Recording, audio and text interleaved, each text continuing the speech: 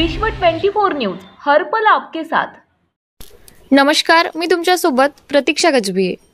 शिवगीर महाराज यात्रा उत्साहात संपन्न।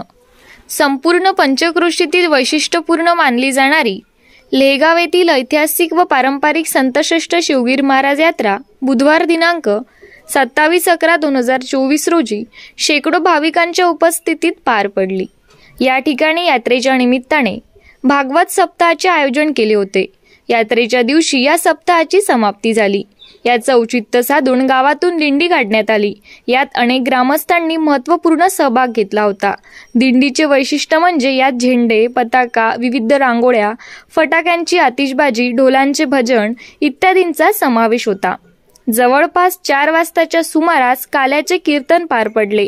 यानंतर दहीहंडी फोडण्यात आली। यात संपूर्ण लेहगाव गोपाळकाला गोड झाला।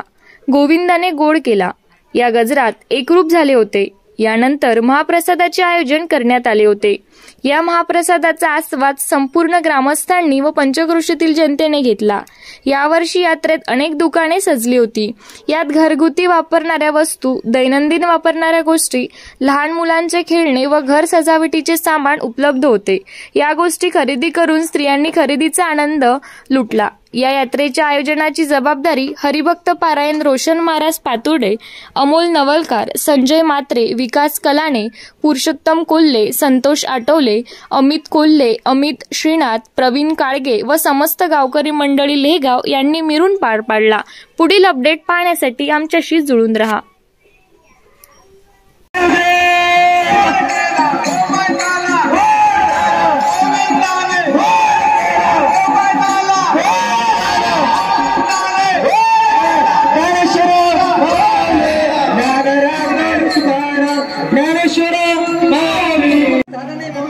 सातवा मुलगा ज्यावेळेस गंगा हे नदीमध्ये टाकत होती त्यावेळेस प्रश्न विचारला।